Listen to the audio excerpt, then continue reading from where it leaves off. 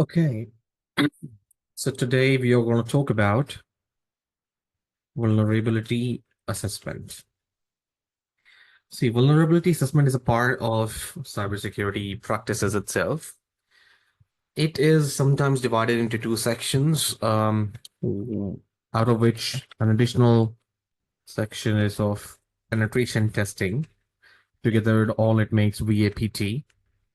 Now, VAPT is a kind of like a combined practice of finding vulnerabilities, assessing them, checking like what kind of categories can be made and how priorities can be divided.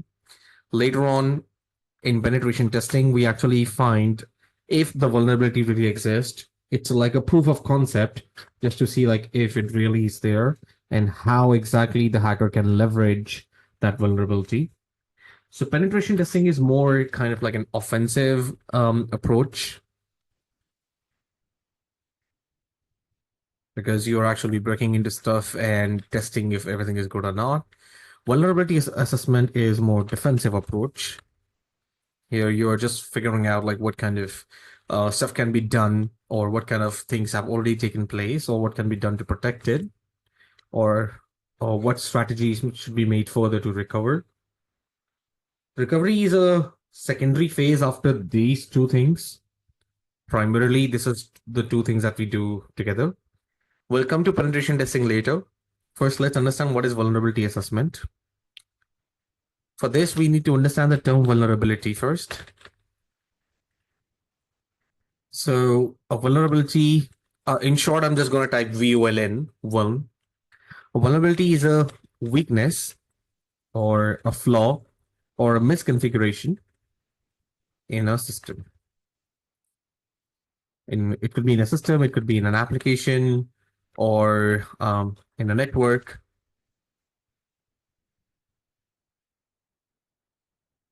That can be exploited by a hack or by a threat actor. That's more like a professional term, a threat actor.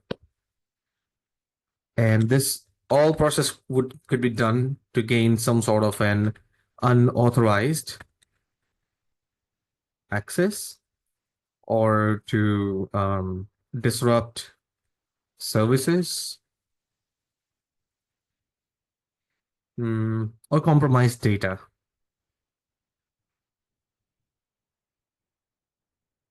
Right? Vulnerabilities can be because of multiple reasons, right? They can arise once can arise due to poor designing. Let's say the web developers didn't do their job properly or outdated software. Insecure configurations. We just saw yesterday how an insecure CCTV can be accessed from anywhere. Or simple human errors. There can be multiple human errors. We will discuss them briefly in the upcoming session, like ahead. Yeah.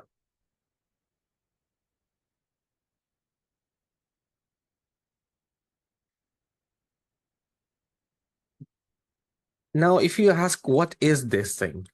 If we have to define it in a proper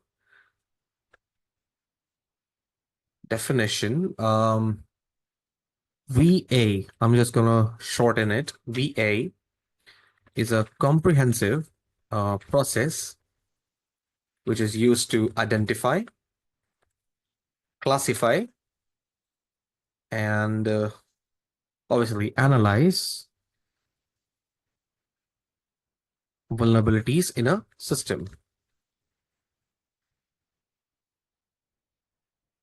These vulnerabilities can be any of those stuff that we have talked about ahead, like technical flaws or misconfiguration weaknesses that cyber attackers can exploit. The primary goal or objective of VA, vulnerability assessment, is proactive risk management. I mentioned proactive risk management, not reactive. See, there are two kind of managements that can be seen. One will be proactive and then will be reactive. So in proactive, you are dealing with the vulnerability as it comes to your hand, right? While the vulnerability is being exploited or before it is exploited. But in reactive, you are responding after the exploitation has taken place. Get it? So in proactive, we are working with VAPT team, whereas in reactive, we work with CERT team. CERT is Cyber Emergency Response Team. Cyber Emergency Response Team, as you see. So you're responding to a cyber attack that takes place. But before that, there is VAPT that is done, where we actually figure out like what kind of vulnerabilities could be there so that they can be figured out and fixed in time. We'll talk about the reactive later because that will come under your forensic thing, and we'll talk about that in the upcoming modules. So the primary goal is proactive risk management, where we are detecting security flaws before they can be exploited, right? It helps organization to ensure that their systems are secure, compliant, and resilient against cyber attacks.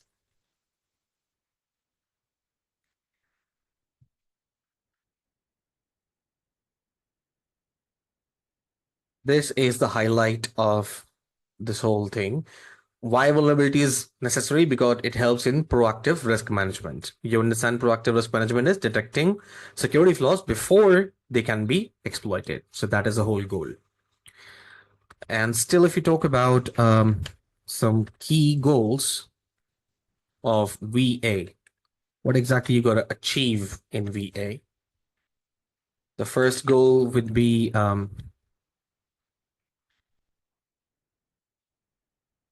identity. I'll share this with you, so don't you worry about that. You're not going to weakness. The first goal will be to identify the weakness. Here, we can assess actually multiple weaknesses. You locate and document vulnerabilities across all components. You're not dealing with a single piece of technology. You're dealing with everything. Everything includes the hardwares, even the software or the configuration part, everything.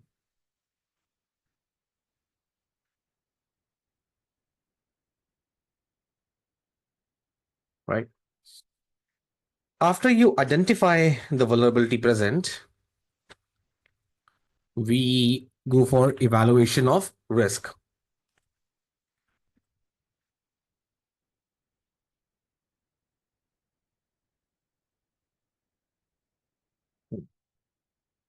So we assess the severity and the potential impact of each vulnerability using some standard metrics. There are certain standard metrics. One of them will be like CVSS. We'll talk about that. I'll explain you what is CVSS, what is CVE, and there are some more metrics that need to be considered in this condition. So these metrics basically help you classify what vulnerabilities are there and what are their severity, what is the potential impact, and what is a priority to be fixed. Okay, now imagine, let's say that you live in a house, okay? And in World War II, there was some missile, some missile is beneath your foundation of the house. And then you look around your house and then you see that some part of your house have some sort of like an anthill. Now, ants are also another problem because they can infestate your foundation and make it weak. So according to both the vulnerabilities that you have, the most priority will be given to the buried missile, right? Because that can explode anytime. And that's definitely, it might also be emitting some radiation or whatever. So that have a highest priority because it have the highest severity and have the highest potential impact. And that is why it needs to be fixed way before than the anthill. Anthill can be looked after later as well, right? We can look after anytime we want. It's just a simple pest control that need to be made. So that's not a big risk that you have, but the missile needs to be fixed ASAP, right? Right away. So there are certain kind of metrics that helps you understand what kind of severity and potential impact leads to what kind of priority, right? So I'll explain this table once I'm done with these key goals, and then we'll understand how we can implement that.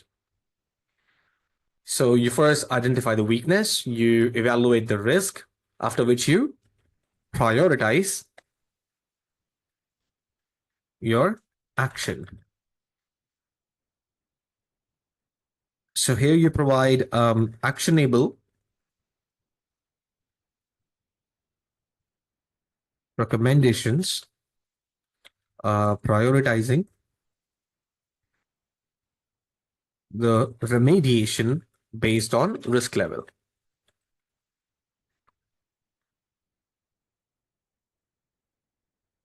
And then finally, what you do is the final goal will be to enhance the security posture.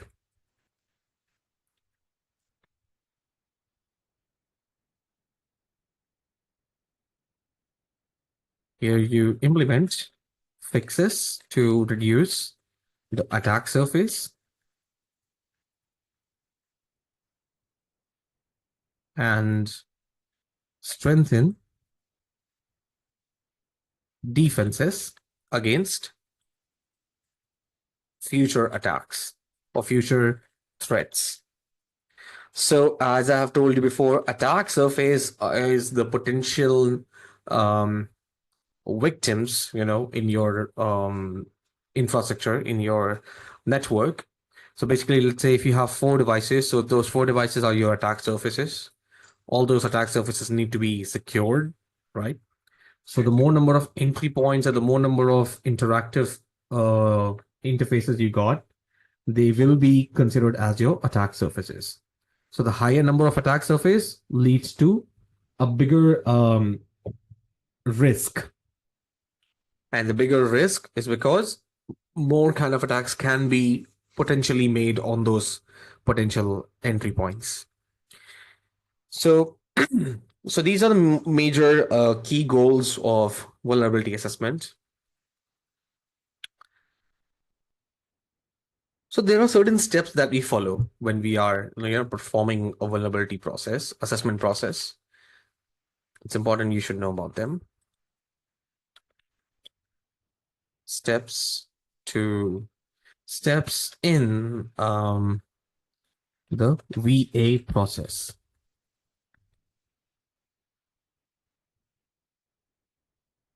First step is planning and scope definition.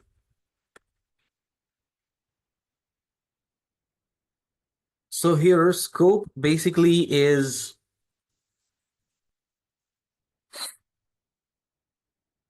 your working area, like what exactly you're working with, what particular piece of technology you're going to work with. Let's say you got 5 devices. In your scope, you might be working only with one device, especially only a couple of applications. So that will be your scope of operation, right? So you need to define your scope accordingly. You need to plan out how exactly you are supposed to segregate the whole network, and accordingly, you take your step ahead. So what you do here is you define the objectives of the assessment. You here basically ensure all the compliances, preventing any other kind of breaches, just to make sure like everything is all airtight. Then you identify the systems that you're going to work with, your networks, or the applications that are involved, any devices, additional devices, whatever. right? Everything you mentioned in here, after which you obtain necessary permissions to scan the target. So here's the thing. See, reconnaissance reconnaissance is a very crucial part of vulnerability assessment and penetration testing, because in reconnaissance you are going to gather your attack surface. I mean, you might be a very skilled hacker. I appreciate that. You know how to do the pen testing part, and everything is good. You know how to use a tool, you know how to break in, you know how to exploit, everything is great. But until you do reconnaissance, how would you actually know who you are supposed to attack, right? So before defeating your opponent, it's very important you need to know more about your opponent. You need to analyze your opponent. I used to watch a lot of movies like Ip Man and Bruce Lee movies like Enter the Dragon and stuff. So even there in Kung Fu, there is like a very pretty key component that analyze the movements of your opponent, then decide your defense and attacks. So it's important you analyze your opponent, your target first, and then based on that, you know make sure like how exactly you're supposed to perform the rest of the attacks. As a security engineer, you are going to simulate everything a hacker will do. But this time, the simulation is done in order to protect them, right? So that you can protect these people, because then you know where the hackers can come from. So the whole purpose of doing all this is to make sure what we are doing, the hackers cannot do, so that we can fix it. And in order to simulate all that stuff, you need certain permissions. That is very obvious. You cannot just go frenzy over a network and just keep scanning everything that comes across. That's not how it works. Because otherwise you will end up either crashing some stuff or breaking some compliances. There are certain rules and regulations. You cannot bother their current ongoing operations, right? So there are a lot of things that are mentioned by the company or the organization in their contract. So you have to make sure like everything is being followed. After the scope definitions are done, then you do something called as asset discovery and enumeration. Can I ask a question? Yes, Solomon. Yes. Is it only the red team that are allowed to scan the network? Yep. Can the blue team, like assuming you are a security engineer in your company, can you undertake this task of assessing the scanning your environment? I mean, you are not an external worker. You are internally employed in that organization. Are you allowed to do that scanning? Nope. Nope. No, you're not allowed. Okay. It See, must be external. yeah, you're not allowed to do that because you are not given the permission, or you don't have the authority to do it. So yeah, there are certain clearances you have to take, first of all, from the IT and from the upper level management to do that. Even if you're working on security engineer in your own company, you cannot do all that stuff. Right? So yeah, that's the key. See, okay. Just to pause it a little bit over here, okay? We'll talk about the steps in VA process. There are two teams, like red team and blue team. You must have heard that before. So for those who are confused about knowing what exactly is this, so just to give us a little bit clarity on this. So the objective of a red team is basically to simulate real world cyber attacks, and the approach is like totally offensive. They act like the real attackers, the hackers. You need to have pentation testing skills, social engineering skills, exploit development, malware development, and stuff like that. And the reason why you do this is to identify security weaknesses and gaps in defenses. Red team have more liberty because they are basically the people who are actually going to have the hammers and going to break things and just to make sure like everything is secured or not. So they're gonna knock on a lot of places. So they are given like exclusive permissions for all this stuff. Blue team, on the other hand, is more of a defensive approach. They monitor, they detect, and respond to different threats. They defend the organization system as just like red team itself. But here the skills are different. Here the skills will involve like incident response, log analysis, threat hunting, threat monitoring. Right. The goal is again the same, to strengthen the security posture and mitigate attacks, but the approaches are very different. The red team attacks to expose vulnerabilities, whereas blue team defends by detecting those attacks. Get it? To repeat the sentence, the red team attacks to expose vulnerabilities. The blue team defends by detecting those attacks. In some organizations, they have these teams collaborate and they create something called as a purple team. So, I mean, you can get the idea. Like it's a basic RGB thing, like red and blue makes purple. So, this purple team is basically gonna have engineers who are experienced in VAPT both. I mean, it makes sense, right? So that's what it is. These are just some basic terminologies given for fun to make it more understandable and relatable for people who don't know much about it. Because you see, not everybody is like technically smart in an organization. People are there who are non-technical and technically challenged in some conditions. So they that's what they call it, the red team and the blue team. Just to give it like a gamified overview. Coming back to the VA part, the vulnerability assessment part, in Can I assess. ask a question, Akash, please? Yes. So Yes, what we Chris. are learning, so are we meant to be the red team or the blue team? Or we Okay. Now, let me tell you. Okay, good question, by the way. So this curriculum that is designed is going to fit you somewhere between both. Red team and blue team, if you really want to be that diversified, or I would say saturated, like if you want to be saturated into one sector, you need to have the expertise in both, frankly.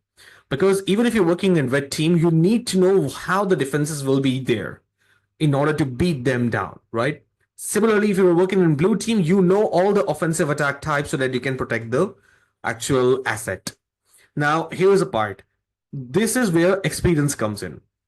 Immediately after this training, you will not be targeting to get into one of those groups either. You will be given jobs like security engineer or security analyst, where you'll be working with both the teams and you'll be assisting them in certain conditions. If as you grow and make some more experience in either one of those operation, that is when you can select like, okay, this is where I want to go. I am more good with the offensive stuff, so I can go into that, right? Or vice versa. So this curriculum have a blend of both. So we're not like keeping you scars of one thing. It's a blend. It's consider this as a purple. Okay, so that's what you're learning here. Thank you. All right. Okay. So after planning and planning the scope and defining all the components in the infrastructure, you do asset discovery and enumerate details.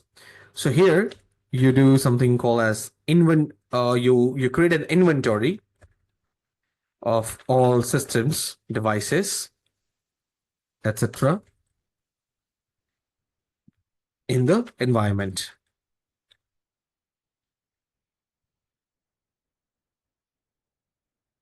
After which you identify open ports, services, and the running processes. I'm going to show you how you do that. It's very interesting, actually. I'll show you this. The third pointer will be, here are some tools that are used for this kind of a thing. Tools like